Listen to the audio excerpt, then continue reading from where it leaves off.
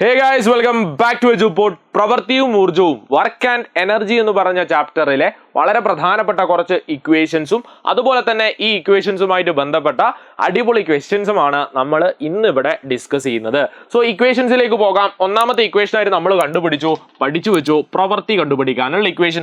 എങ്ങനെയായി പ്രവൃത്തി കണ്ടുപിടിക്കുക, എങ്ങനെയായി വർക്ക് കണ്ടുപിടിക്കുക, ഫോഴ്സിനെയും ഡിസ്പ്ലേസ്മെന്റിനെയും കൂടി അങ്ങ് ഗുണിക്കുക മക്കളെ. ഫോഴ്സിനെയും ഡിസ്പ്ലേസ്മെന്റിനെയും കൂടെ ബലത്തിനെയും സ്ഥാനാന്തരത്തിനെയും കൂടെ അങ്ങ് ഗുണിച്ചു കഴിഞ്ഞാൽ, മൾട്ടിപ്ലൈ ചെയ്ത് കഴിഞ്ഞാൽ നമുക്ക് വർക്ക് കണ്ടുപിടിക്കാൻ പറ്റും. ഇനി ഗുരുത്വാകർഷണ ബലത്തിനെതിരെയാണ് വർക്ക് ചെയ്യുന്നതെങ്കിലോ, ഗുരുത്വാകർഷണ ബലത്തിനെതിരായിട്ടാണ് വർക്ക് ചെയ്യുന്നതെങ്കിൽ അവിടെ വർക്ക് കണ്ടുപിടിക്കാൻ, പ്രവൃത്തി കണ്ടുപിടിക്കാനുള്ള ഇക്വേഷൻ നമ്മൾ പഠിച്ചു വെച്ചു. M into G into H. M എന്ന് പറയുന്നത് വസ്തുവിന്റെ മാസാണ്, ജി എന്ന് പറയുന്നത് ആക്സിലറേഷൻ ഡ്യൂ ടു ഗ്രാവിറ്റി ആണ്, ഗുരുത്വാകർഷണ ത്വരണമാണ്. ഈ ആക്സിലറേഷൻ ഡ്യൂ ടു ഗ്രാവിറ്റിയുടെ വാല്യൂ ജി എന്ന് പറയുന്നത് 9.8 മീറ്റർ പെർ സെക്കൻഡ് സ്ക്വയർ ആണെങ്കിലും പൊതുവെ നമ്മൾ പ്രോബ്ലം ചെയ്യാൻ വേണ്ടി എന്താ എടുക്കാറ്, 10 മീറ്റർ പെർ സെക്കൻഡ് സ്ക്വയർ എന്ന് എടുക്കാറുണ്ട്. എച്ച് എന്ന് പറഞ്ഞാൽ എന്താ, എച്ച് ഹൈറ്റിലേക്ക് ഉയർത്താൻ വേണ്ടി നമ്മൾ ചെയ്യുന്ന പ്രവൃത്തിയാണ്. സോ എച്ച് എന്ന് പറയുന്നത് ആ വസ്തുവിനെ ഉയർത്തിയിരിക്കുന്ന ഹൈറ്റ് ആണ്, ആ ഒബ്ജക്റ്റിനെ റേസ് ചെയ്തിരിക്കുന്ന ഹൈറ്റ് ആണ്. സോ ഒരു ഒബ്ജക്റ്റിനെ എച്ച് ഹൈറ്റിലേക്ക് റേസ് ചെയ്യണമെങ്കിൽ നമ്മൾ ചെയ്യുന്ന വർക്കിന്റെ ഇക്വേഷൻ പഠിച്ചു വെക്കാം. W = M × G × H ആണ്. മറ്റൊരു പ്രധാനപ്പെട്ട പോയിന്റ് മനസ്സിലാക്കി വെക്കണം മക്കളെ. ഒരു വസ്തുവിന് അയാളുടെ പൊസിഷൻ കൊണ്ട് കിട്ടുന്ന ഊർജത്തിനെ, എനർജിയെ നമ്മൾ പേരിട്ട് വിളിച്ചു പൊട്ടൻഷ്യൽ എനർജി അല്ലെങ്കിൽ സ്ഥിതികോർജം. സോ ആ വസ്തുവിന്റെ സ്ഥിതികോർജത്തിന്റെ ഇക്വേഷൻ എന്താണെന്ന് ചോദിച്ചാലും നിങ്ങൾ മനസ്സിലാക്കി വെക്കാം, അത് W = M × G × H ആണ്. കോൺസെപ്റ്റ് കിട്ടിയിട്ടുണ്ടോ? ക്ലിയർ ആണ്. അടുത്ത പ്രധാനപ്പെട്ട ഇക്വേഷൻ എന്ന് പറയുന്നത് മെക്കാനിക്കൽ എനർജി അല്ലെങ്കിൽ യാന്ത്രിക ഊർജവുമായിട്ട് ബന്ധപ്പെട്ട രണ്ട് ഇക്വേഷൻസ് ആണ്. യാന്ത്രിക ഊർജം രണ്ട് തരത്തിലുണ്ട് എന്ന് നമ്മൾ പഠിച്ചു വെച്ചു. ഒന്ന് കൈനറ്റിക് എനർജിയും മറ്റത് പൊട്ടൻഷ്യൽ എനർജിയും. ഒരു വസ്തുവിന് അയാളുടെ ചലനം കൊണ്ട് കിട്ടുന്ന എനർജിയാണ് നമ്മൾ കൈനറ്റിക് എനർജി അല്ലെങ്കിൽ ഗതികോർജം എന്ന് വിളിക്കുന്നത്. ഇനി ആ വസ്തുവിന് അയാളുടെ പൊസിഷൻ കൊണ്ടോ അല്ലെങ്കിൽ വിന്യാസം കൊണ്ടോ കിട്ടുന്ന ഊർജത്തിനെ, എനർജിയെ നമ്മൾ പേരിട്ട് വിളിച്ചു സ്ഥിതികോർജം അല്ലെങ്കിൽ പൊട്ടൻഷ്യൽ എനർജി. എന്താ മക്കളെ ഈ പൊസിഷൻ എന്ന് പറഞ്ഞാൽ? ഹൈറ്റിലുള്ള വസ്തുവാ. സോ ഒരു ഉയരത്തിലിരിക്കുന്ന ഹൈറ്റിലുള്ള വസ്തുവിന് കിട്ടുന്ന എനർജിയെ പൊട്ടൻഷ്യൽ എനർജി എന്ന് വിളിക്കാം. അയാളെ മാത്രമാണോ വിളിക്കുന്നത്? അല്ല. ഒരു വസ്തുവിന് അയാളുടെ കോൺഫിഗറേഷൻ കൊണ്ട്, വിന്യാസം കൊണ്ട് കിട്ടുന്ന ഊർജത്തിനെയും നമ്മൾ എന്ത് വിളിക്കാറുണ്ട്? സ്ഥിതികോർജം അല്ലെങ്കിൽ പൊട്ടൻഷ്യൽ എനർജി എന്ന് പേരിട്ട് വിളിക്കാറുണ്ട്. കോൺസെപ്റ്റ് കിട്ടിയിട്ടുണ്ടോ? ആ പൊട്ടൻഷ്യൽ എനർജി കണ്ടുപിടിക്കാനുള്ള ഇക്വേഷൻ M × G × H ആണ്. ചലനത്തിലുള്ള, മൂവ് ചെയ്തുകൊണ്ടിരിക്കുന്ന, മോഷനിലുള്ള ഒബ്ജക്റ്റുകൾക്ക് കിട്ടുന്ന എനർജി ആയിട്ടുള്ള കൈനറ്റിക് എനർജിയുടെ ഇക്വേഷൻ ½ × M × V² ആണ്. M എന്ന് പറയുന്നത് വസ്തുവിന്റെ മാസാണ്, V എന്ന് പറയുന്നത് ആ ഒബ്ജക്റ്റിന്റെ, വസ്തുവിന്റെ വെലോസിറ്റി ആണ്, പ്രവേഗമാണ്. കോൺസെപ്റ്റ് കിട്ടിയിട്ടുണ്ടോ? ക്ലിയർ ആണ്. നോക്കണേ, അടുത്ത ലാസ്റ്റ് ആൻഡ് ഫൈനൽ ഇക്വേഷൻ എന്ന് പറയുന്നത് പവർ കണ്ടുപിടിക്കാനുള്ള ഇക്വേഷൻ ആണ്. സോ പവർ കണ്ടുപിടിക്കാൻ വേണ്ടി നിങ്ങൾ എന്താ ചെയ്യേണ്ടത്? പ്രവൃത്തിയെ സമയം കൊണ്ട് ഡിവൈഡ് ചെയ്യണം, അല്ലെങ്കിൽ വർക്കിനെ ടൈം കൊണ്ട് ഡിവൈഡ് ചെയ്യണം. സോ പ്രവൃത്തിയെ സമയം കൊണ്ട് നിങ്ങൾ ഡിവൈഡ് ചെയ്ത് കഴിഞ്ഞാൽ, ഹരിച്ചു കഴിഞ്ഞാൽ നിങ്ങൾക്ക് എന്ത് കിട്ടും? പവർ കണ്ടുപിടിക്കാൻ പറ്റും. ഈ പവറിന്റെ യൂണിറ്റ് എന്താ? പവറിന്റെ യൂണിറ്റ് എന്ന് പറയുന്നത് വാട്ട് ആണ്, റെപ്രസെന്റഡ് ബൈ W. കിട്ടിയില്ലേ? ക്ലിയർ അല്ലേ? ക്വസ്റ്റ്യൻസ് നോക്കിക്കൂടെ. ചോദ്യം ഇതാണ്, potential energy and kinetic energy are two forms of mechanical energy. യാന്ത്രിക ഊർജ്ജം രണ്ട് തരത്തിലുണ്ട്, ഒന്ന് കൈനറ്റിക് എനർജിയും ഒന്ന് പൊട്ടൻഷ്യൽ എനർജിയും. എന്താ? ഗതികോർജവും സ്ഥിതികോർജവും. കോൺസെപ്റ്റ് ക്ലിയർ അല്ലേ? അപ്പൊ ചോദ്യത്തിലേക്ക് പോകാം. Which form of energy is obtained due to motion? ചലനം കൊണ്ട് ഒരു വസ്തുവിന് ലഭിക്കുന്ന ഊർജ്ജത്തിനെ, എനർജിയെ നിങ്ങൾ എന്ത് പേരിട്ട് വിളിക്കുന്നു? എന്താ മക്കളെ വിളിക്കുക? ചലനം കൊണ്ട്, മോഷൻ കൊണ്ടുള്ള എനർജിയെ നമ്മൾ കൈനറ്റിക് എനർജി EK എന്നാണ് പറഞ്ഞു വെക്കാറ്. കോൺസെപ്റ്റ് ക്ലിയർ അല്ലേ? കൈനറ്റിക് എനർജി അല്ലെങ്കിൽ ഗതികോർജം എന്ന് പേരിട്ട് വിളിക്കുന്നു. അടുത്ത ചോദ്യം നോക്കണേ. In which situation A stone of mass 4 kilogram will poses more energy? എന്താ? രണ്ട് സിറ്റുവേഷൻസ് നമുക്ക് തന്നു. ആ രണ്ട് സിറ്റുവേഷൻസിൽ 4 കിലോഗ്രാം മാസ് ഉള്ള വസ്തുവിന് എപ്പോഴാണ് കൂടുതൽ ഊർജ്ജം ഉണ്ടാകുക, എപ്പോഴാണ് കൂടുതൽ എനർജി ഉണ്ടാകുക? ഒന്നാമത്തെ കേസ് പറഞ്ഞു, when placed at a height of 2 meter. 2 metre ഹൈറ്റിൽ വെച്ചപ്പോ അയാളുടെ ഊർജ്ജമാണോ, അല്ലെങ്കിൽ when traveling at a velocity of 2 meter per second, 2 metre per second വെലോസിറ്റിയിൽ പോയിക്കൊണ്ടിരിക്കുമ്പോഴാണോ അയാൾക്ക് കൂടുതൽ ഊർജ്ജമുള്ളത്? രണ്ട് കേസാണ് ചോദിച്ചത്. എന്താ ചോദ്യം ഇതാണ്, 2 മീറ്റർ ഹൈറ്റിൽ ഇരിക്കുമ്പോഴാണോ അല്ലെങ്കിൽ 2 മീറ്റർ പെർ സെക്കൻഡ് വെലോസിറ്റിയിൽ ഓടിക്കൊണ്ടിരിക്കുമ്പോഴാണോ ഈ 4 കിലോഗ്രാം മാസുള്ള വസ്തുവിന് കൂടുതൽ ഊർജ്ജമുള്ളത്, കൂടുതൽ എനർജി ഉള്ളത്? ഒന്നാമത്തെ കേസ് എടുക്കുകയാണെ. ഒന്നാമത്തെ കേസ് നമ്മളോട് പറഞ്ഞിട്ടുള്ളത് എന്താ? ആ വസ്തുവിനെ 2 മീറ്റർ ഹൈറ്റിലാണ് വെച്ചിട്ടുള്ളത്. സോ ഹൈറ്റിലിരിക്കുന്ന, ഒരു ഉയരത്തിലിരിക്കുന്ന, ഒരു സ്ഥാനത്തിലിരിക്കുന്ന ഒരു വസ്തുവിന് ഉണ്ടാകുന്ന ഊർജ്ജം എന്താ? പൊട്ടൻഷ്യൽ എനർജിയാണ്, അത് സ്ഥിതികോർജ്ജമാണ്, EP എന്ന് നമ്മൾ വിളിക്കുന്നു. പൊട്ടൻഷ്യൽ എനർജി കണ്ടുപിടിക്കാനുള്ള ഇക്വേഷൻ നമുക്കറിയാം, m×g/h. സബ്സ്റ്റിറ്റ്യൂട്ട് ചെയ്തൂടെ. m എന്ന് പറയുന്നത് മാസാണ്, 4 കിലോഗ്രാം മാസുള്ള വസ്തുവാണ്. ജിയുടെ വാല്യൂ തന്നിട്ടുണ്ട്. ജി എത്ര എടുത്തോളാൻ പറഞ്ഞു? ജി നമ്മളോട് 10 മീറ്റർ പെർ സെക്കൻഡ് സ്ക്വയർ എടുക്കാൻ പറഞ്ഞു. നമ്മൾ സബ്സ്റ്റിറ്റ്യൂട്ട് ചെയ്തു 10. എത്ര മീറ്റർ ഹൈറ്റിലേക്കാണ് ഉയർത്തിയത്? 2 മീറ്റർ ഹൈറ്റിലേക്ക്.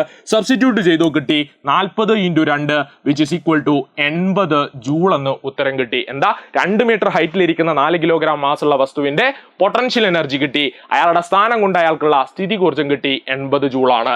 രണ്ടാമത്തെ കേസ് നോക്കാം. എന്താ പറഞ്ഞത്? 2 മീറ്റർ പെർ സെക്കൻഡ് വെലോസിറ്റിയിൽ സഞ്ചരിച്ചു കൊണ്ടിരിക്കുക.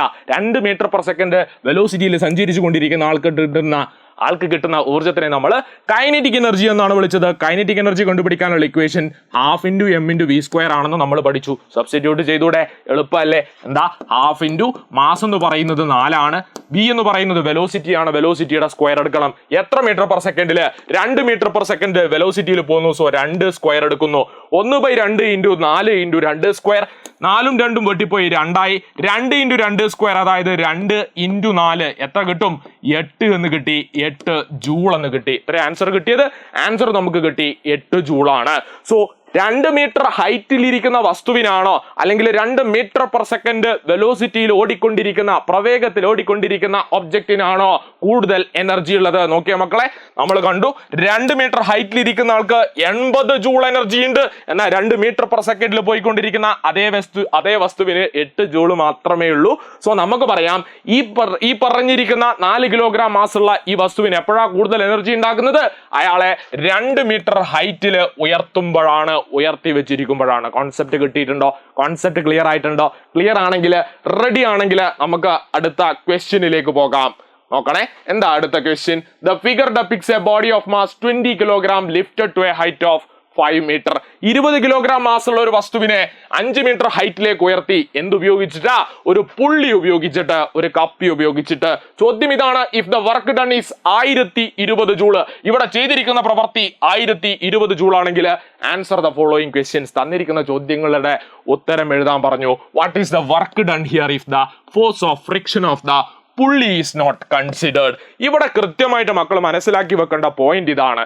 ഒരു പുള്ളി ഉപയോഗിച്ചുകൊണ്ട്, ഒരു കപ്പി ഉപയോഗിച്ചുകൊണ്ട് ഒരു മാസുള്ള വസ്തുവിനെ നമ്മൾ മുകളിലോട്ടേക്ക് ഉയർത്തുന്നുണ്ടെങ്കിൽ ഇവിടെ 2 ബലങ്ങൾക്കെതിരെ നമ്മൾ പ്രവൃത്തി ചെയ്യുന്നുണ്ട്. ആർക്കൊക്കെ എതിരെ? ഒന്നാമതായിട്ട് നിങ്ങൾ മനസ്സിലാക്കി വെക്കാം, ഈ വസ്തുവിനെ നമ്മൾ മുകളിലോട്ടേക്കാണ് ഉയർത്തുന്നത്. ഈ വസ്തുവിനെ മുകളിലോട്ടേക്ക് ഉയർത്തണമെങ്കിൽ നമ്മൾ ഗുരുത്വാകർഷണ ബലത്തിനെതിരെ പ്രവൃത്തി ചെയ്യണം, ഗ്രാവിറ്റേഷണൽ ഫോഴ്സിനെതിരെ പ്രവൃത്തി ചെയ്യണം. സോ ഗ്രാവിറ്റേഷണൽ ഫോഴ്സിനെതിരെ നമ്മൾ പ്രവൃത്തി ചെയ്യണം. കഴിഞ്ഞോ? ഇല്ല.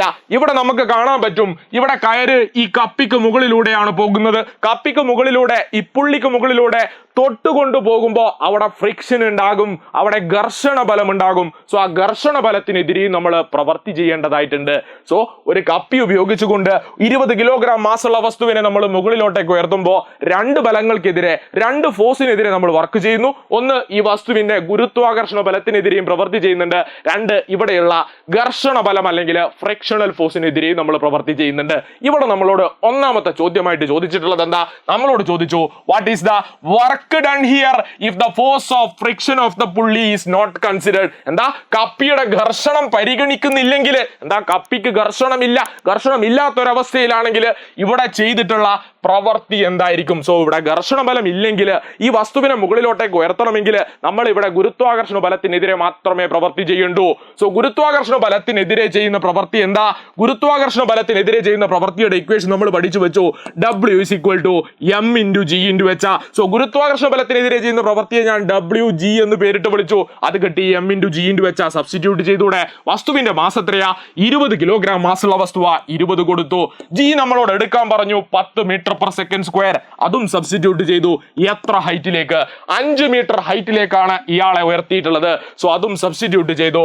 5 എത്ര കിട്ടി മക്കളെ? 20 × 10 × 5 200 × 5 which is equal to 1000 joule എന്ന് കിട്ടി. നോക്കണേ, ഇവിടെ 20 കിലോഗ്രാം മാസുള്ള വസ്തുവിനെ നമ്മൾ ഉയർത്താൻ വേണ്ടി ചെയ്തിരിക്കുന്ന പ്രവൃത്തി എത്രയാ?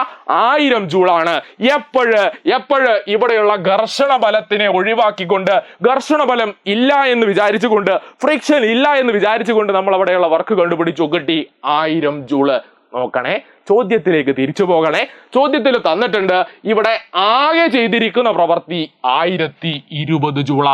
ആകെ നമ്മൾ ചെയ്തിരിക്കുന്ന പ്രവൃത്തി 1020 ജൂൾ എന്ന് പറഞ്ഞാൽ ഇവിടെ ഘർഷണ ബലത്തിനെതിരെയും അതുപോലെ തന്നെ ഗുരുത്വാകർഷണ ബലത്തിനെതിരെയും ചെയ്തിരിക്കുന്ന പ്രവൃത്തിയുടെ ആകെ തുകയാണ് 1020. അപ്പൊ നമുക്ക് ഇവിടെ ചെയ്തപ്പോൾ എന്താ കിട്ടിയത്? ഗ്രാവിറ്റേഷണൽ ഫോഴ്സിനെതിരെ ഗുരുത്വാകർഷണ ബലത്തിനെതിരെ ചെയ്ത പ്രവൃത്തിയുടെ അളവ് കിട്ടി, വർക്ക് കിട്ടി 1000 ജൂളാണ്. അങ്ങനെയാണെങ്കിൽ അടുത്ത ചോദ്യം നോക്കണേ മക്കളെ, അടുത്ത ക്വസ്റ്റ്യൻ നോക്കാം. Calculate the work done against the friction of the പുള്ളി. എന്താ ചോദ്യം? ഇവിടെ കപ്പിയുടെ ഘർഷണത്തിനെതിരായിട്ട് ചെയ്ത പ്രവൃത്തിയുടെ അളവ് എത്രയാണെന്ന് ചോദിക്കുന്നു. എങ്ങനെയാ ഘർഷണ ബലത്തിനെതിരായിട്ട് ചെയ്തിരിക്കുന്ന പ്രവൃത്തിയുടെ അളവ് കിട്ടുക?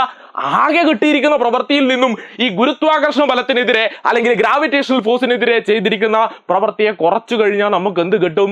ഘർഷണ ബലത്തിനെതിരെ ഫ്രിക്ഷണൽ ഫോഴ്സിനെതിരെ ചെയ്തിരിക്കുന്ന പ്രവൃത്തി കിട്ടും. സോ നമ്മൾ ഇവിടെ കണ്ടുപിടിക്കണം ഫ്രിക്ഷണൽ ഫോഴ്സിന് എതിരെ ചെയ്തിരിക്കുന്ന പ്രവൃത്തി.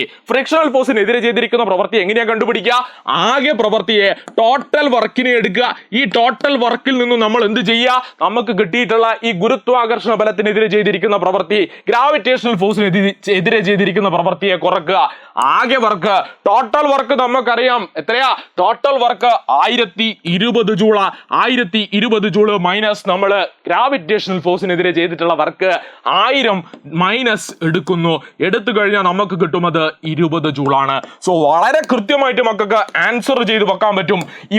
ഇവിടെ ഫ്രിക്ഷണൽ ഫോഴ്സിനെതിരെ അല്ലെങ്കിൽ ഘർഷണ ബലത്തിനെതിരെ നമ്മൾ ചെയ്തിരിക്കുന്ന പ്രവൃത്തിയുടെ അളവെന്ന് പറയുന്നത് 20 ജൂളാണ്. സോ രണ്ടാമത്തെ ചോദ്യത്തിന്റെ ഉത്തരം എന്താ? ഘർഷണ ബലത്തിനെതിരെ ഫ്രിക്ഷണൽ ഫോഴ്സിനെതിരെ ചെയ്തിരിക്കുന്ന പ്രവൃത്തിയുടെ അളവ് നമുക്ക് കിട്ടി 20 ജൂളാണ്. സിമ്പിൾ അല്ലേ? ഓക്കെ അല്ലേ? സ്ക്രീൻഷോട്ട് ചെയ്യണമെങ്കിൽ സ്ക്രീൻഷോട്ട് ചെയ്യാം. റെഡി ആണെങ്കിൽ അടുത്ത ക്വസ്റ്റ്യൻ നോക്കണേ. അടുത്ത ക്വസ്റ്റ്യൻ ഇതാണ്. Calculate the power of an electric iron if 15 kilo joule work is done in 20 second. എന്താ ചോദ്യം? 20 സെക്കൻഡ് കൊണ്ട് ഒരു അയൺ ബോക്സ് എന്ത് ചെയ്യാണ്? 15 കിലോ ജൂൾ വർക്ക് ചെയ്യാണ്. നമ്മളോട് കണ്ടുപിടിക്കാൻ പറഞ്ഞു പവർ. എങ്ങനെയാ മക്കളെ പവർ കണ്ടുപിടിക്കുക?